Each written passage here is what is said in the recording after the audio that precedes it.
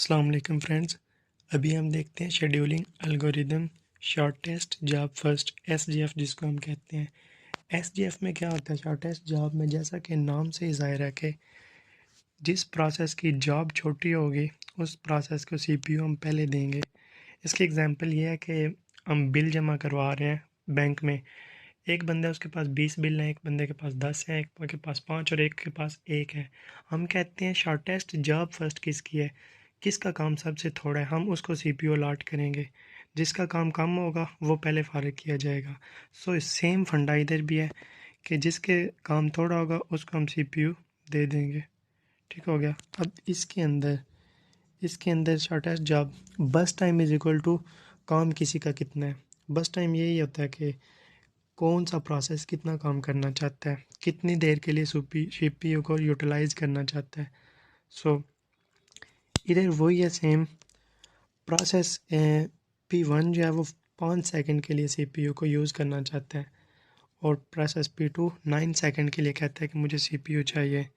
सो इसके सबसे पहले इसको सॉल्व करने के लिए सबसे पहले बनाया जाता है गैंट चार्ट, जिसकी मदद से फर्दर हम बाकी वेटिंग टाइम निकालते हैं और टर्न अराउंड टाइम वगैरह निकालते हैं। सो सबसे पहले गैंट चार्ट बनाते हैं। ऊपर जो भी इंफॉर्मेशन है वो नीचे गैंट चार्ट में हम दर्ज करते हैं। सो गैंट चार्ट में हम जो दर्ज करते हैं ऊपर जो भी इंफॉर्मेशन होती है, ये वाला जो हम देख रहे हैं ये हम देख रहे हैं नॉन प्रीम्प्टिव। नॉन प्रीम्प्टिव पहले तो बताते हैं कि नॉन प्रीम्प्टिव होता क्या है। नॉन प्रीम्प्टिव प्रीम्प्टिव होता है किसी भी प्रोसेस को रोक सकना। नॉन प्रीम्प्टिव होता है कि आप किसी को रोक नहीं सकते। जब वो कोई एक प्रोसेस वर्किंग कर रहा है तो आप ये नहीं कह सकते भाई साहब आप ज़रा पीछे हो जाओ, किसी और को बारी देनी है। नॉन प्रीम्प्टिव उसको आप नहीं रोक सकते जो भी है, और प्रीम्प्टिव मीन आप रोक सकते हो। फर्दर इसको सॉल्व करते जाएंगे तो आपको समझ आती जाएगी कि प्रीम्प्टिव क्या है और नॉन प्रीम्प्टिव क्या है। अभी फ़िलहाल इसको हम नहीं रोक सकते। इसका मतलब ये है कि कोई भी प्रोसेस है वो अपना काम जब तक मुकम्मल नहीं कर सकेगा किसी और को हम सीपीयू अलॉट नहीं कर सकेंगे। सो इसके मुताबिक नॉन प्रीम्प्टिव के मुताबिक जब भी कोई चलेगा तो वो पूरा पूरा चलेगा। ठीक है। सो आगे फर्दर जाएंगे तो आपको क्लियर होता जाएगा कंसेप्ट। सबसे पहले इसमें बस टाइम सारे ऐसे समझ लें बस टाइम ज़ीरो है। सॉरी बस टाइम नहीं, अराइवल टाइम ज़ीरो है। बस टाइम तो ये है ना कि किसको कितनी देर के लिए सीपीयू को यूज़ करना है। सबसे पहले कौन सा प्रोसेस आया? सबसे पहले जिसका जॉब छोटी है वो आया, शॉर्टेस्ट जॉब फर्स्ट। सो इन सब में से छोटा कौन है?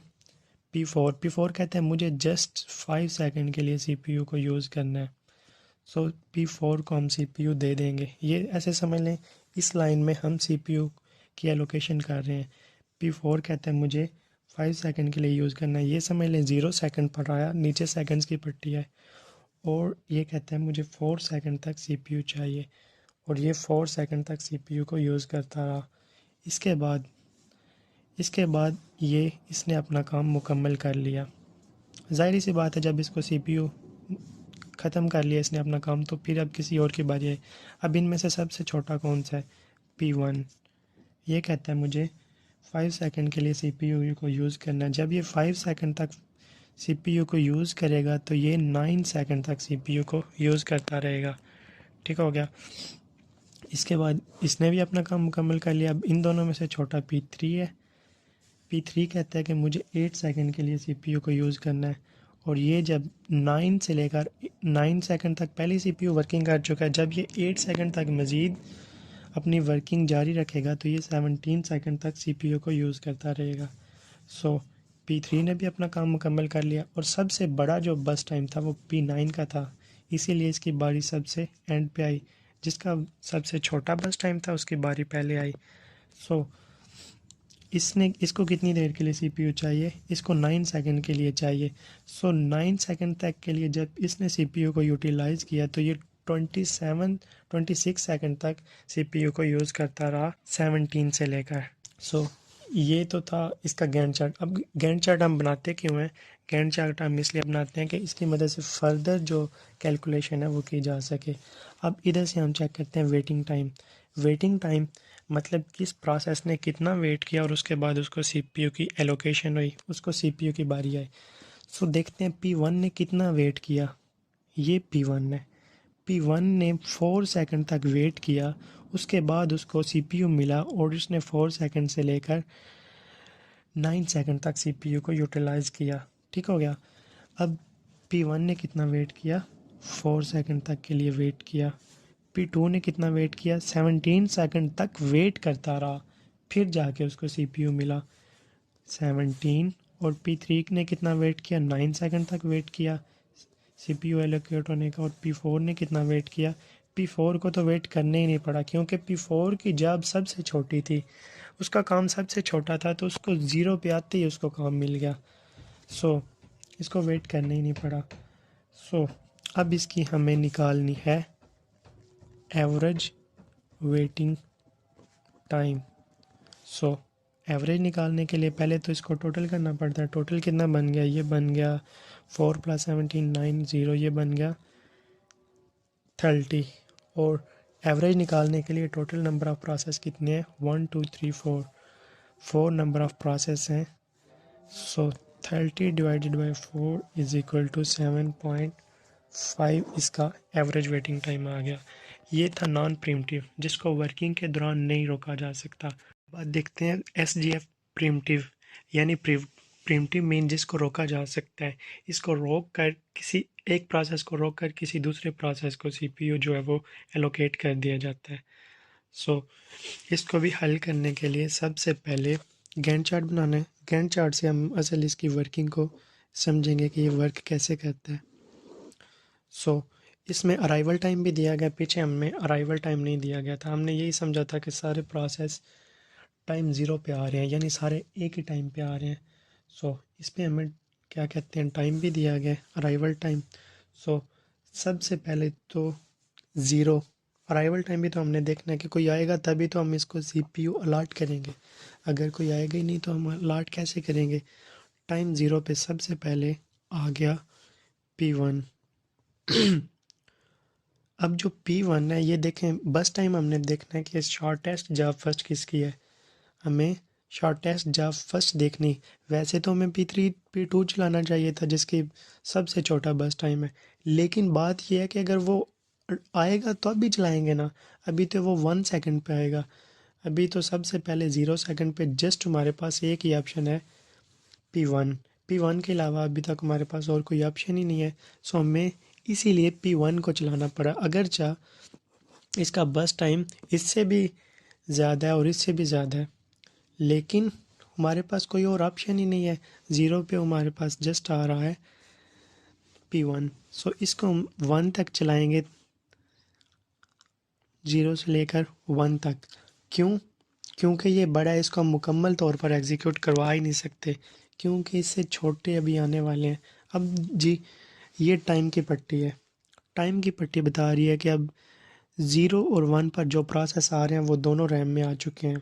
सो 0 और 1 तक प्रोसेस रैम में आ चुके हैं। ठीक है, अब इनको CPU देना है। अब इन दोनों में से देखना है शॉर्टेस्ट जॉब फर्स्ट किसकी है, कौन पहले आया है, सॉरी किसकी जॉब सबसे थोड़ी है, उसको हम CPU देंगे। सो ये जो है ओवरऑल भी देखें तो इससे छोटा और कोई है ही नहीं। सो जब हमारे एल्गोरिदम के मुताबिक जब सबसे छोटा आ जाए तो उसको मुकम्मल तौर पर एग्जीक्यूट करवा देते हैं। अगर इसे कोई और छोटा होता तो हम इसको अभी एग्जीक्यूट ना करवाते। सो अब ये P2 की बारी आ गई। P2 को हमने चलाया, ये कहते हैं मुझे 3 सेकंड तक ज़रूरत थी CPU की। सो ये 1 पे आया और चला कितनी देर के लिए, 3 सेकंड के लिए। टोटल बन गया 4, यानी 3 सेकंड के लिए चलने के बाद P4 तक अब जो है वो CPU यूज़ हो चुका है। अब इसके बाद हम देखते हैं, इसके बाद सबसे छोटी अब P4 तक टाइम की पट्टी भी हमने देखनी है कि 0 1 2 3 3 जो सबसे लास्ट पे आया अराइवल टाइम के लिहाज से वो 3 पे आया। ठीक हो गया। तो लेकिन अब हमारे पास ये सारे इसका मतलब है आ चुके हैं, 1 भी आ चुका है, 2 भी आ चुका है और 3 भी आ चुका है, यानी ये बड़े ही है इससे। अब हमें टाइम देखने की ज़रूरत ही नहीं है। ठीक है, अब हम जस्ट बस टाइम को फोकस करेंगे। इसके बाद सबसे छोटा जो है बस टाइम, जो कहता है मुझे सबसे थोड़ा सीपीयू यूज़ करना है, वो है P4 कहता है मुझे यूज़ करना है 4 सेकंड के लिए। सो जब ये 4 सेकंड के लिए सीपीयू यूज़ करेगा तो ये 8 सेकंड हो जाएगा टोटल। अब 8 सेकंड तक सीपीयू वर्क कर चुका है। ये भी चला गया क्योंकि ये मुकम्मल तौर पर अपना काम कर चुका है। इसके बाद असल जो प्रीमिशन हुई थी वो इधर ही हुई थी कि हमने इसको जस्ट 1 सेकंड तक चलाया और इससे सीपीयू लेकर हमने P2 को दे दिया था। अभी तक इधर एक प्रोसेस में ही ऐसे हुआ है। इसके बाद हम देखते हैं सबसे छोटा बस टाइम किसका है। P4 के बाद हमें नज़र आ रहा है कि ये जो 6 है ये छोटा है। P1 को सीपीयू मिला और ये कहता है मुझे 6 सेकंड तक सीपीयू को यूज़ करना है। जब ये 6 सेकंड तक सीपीयू को यूज़ कर लेगा तो ये 13 सेकंड तक सीपीयू को यूज़ करता रहेगा क्योंकि इसका बस टाइम 6 है। और अब हमारे पास और कोई चारा ही नहीं है। एक P3 बचा जो सबसे बड़ा था, उसको सबसे एंड पे हमने सीपीयू दे दिया और ये 21 सेकंड तक सीपीयू को यूज़ करता रहेगा। इसके बाद हमें इसको देखते हुए वेटिंग टाइम निकालना है। अब इधर वेटिंग टाइम का फार्मूला पिछले की निस्बत थोड़ा सा चेंज है क्योंकि ये प्रिमिटिव है, बार बार इसको हम रोक देते थे। अब वेटिंग टाइम का सबसे पहले तो फार्मूला देख लेते हैं। Waiting time is equal to total waiting time minus पहले ये कितनी देर चल चुका है। अब देखते हैं, ये देखें P1 है, उसका वेटिंग टाइम तो ये है 8, लेकिन इससे पहले भी एक दफ़ा ये चला है। ठीक है, ये हमने देखा है वो पहले कितनी दफ़ा चल चुका है। Number of time process executed, ये जो ईडी बता रहा है कि ये माजी की बात है, यानी पहले कैसे हुआ है, पहले कितनी देर इसने सीपीयू को यूज़ किया है। पास्ट आप भी जानते हैं कि ईडी जो होता है वो पास्ट में आता है और उससे अराइवल टाइम को माइनस कर देना है। सबसे पहले इसके मुताबिक देखते हैं गैंट चार्ट में P1 का waiting time, total waiting time कितना है। इसका टोटल वेटिंग टाइम है 8 second.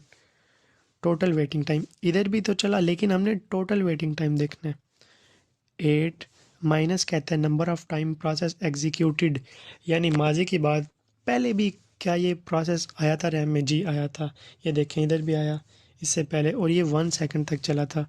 Minus 1 second minus arrival time, इसका अराइवल टाइम क्या है जी, -0, इसका 0 अराइवल टाइम है। ये बन गया 7। इसके बाद P2, इसने टोटल कितना वेट किया, इसने जस्ट 1 सेकंड वेट किया। माइनस पहले ये चले ही नहीं, number of time process executed, माजी में ये चले ही नहीं, जस्ट इसको एक दफ़े सीपीयू मिला और इसने अपना काम कर लिया। इससे माइनस बस अराइवल टाइम ही करना होगा, इज इक्वल टू 0। इसके बाद P3 आ गया। P3 कितनी देर के लिए चला, 13 सेकंड के लिए। माइनस इसने पहले वेट किए ही नहीं, मतलब इससे पहले ये चले ही नहीं, इसको हम इग्नोर कर देते हैं। और माइनस इसका अराइवल टाइम 2।